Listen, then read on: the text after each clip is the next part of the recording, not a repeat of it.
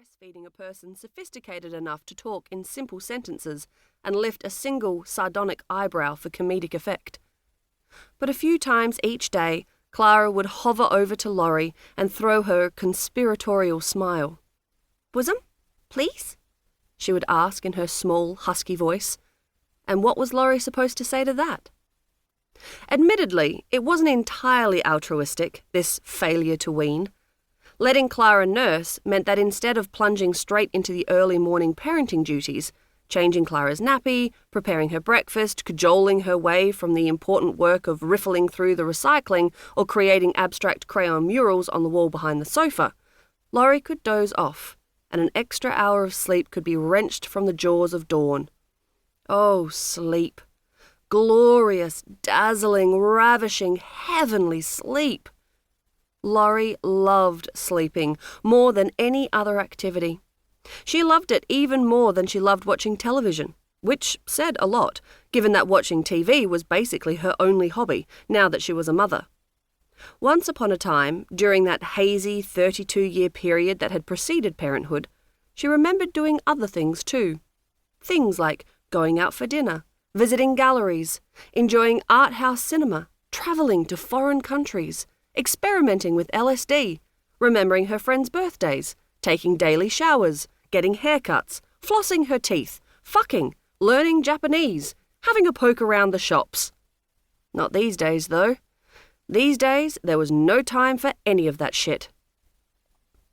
"Mama, I want my phone," Clara said, once again dragging Lorrie away from sweet unconsciousness. Clara was done with nursing, and now she wanted to watch Octonauts on Lorrie's iPhone.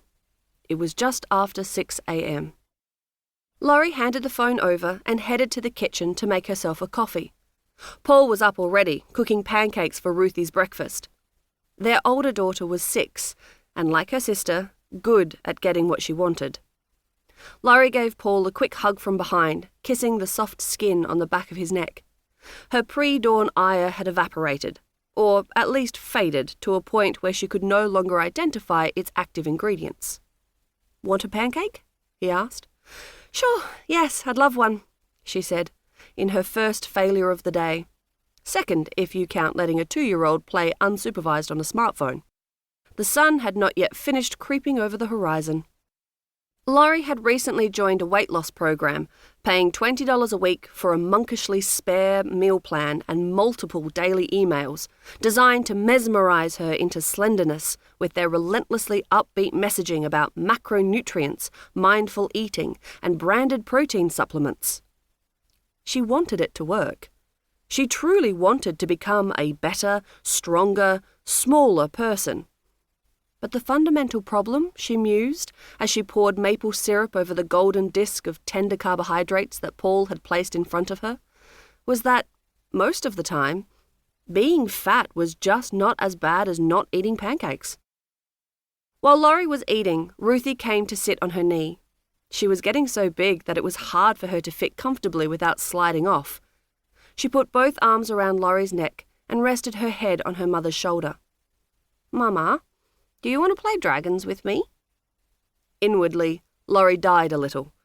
Ruthie was a darling child, full of boundless affection and imagination, gracious and empathetic, clever and cooperative. Lorrie loved her so much, she wanted to make her happy.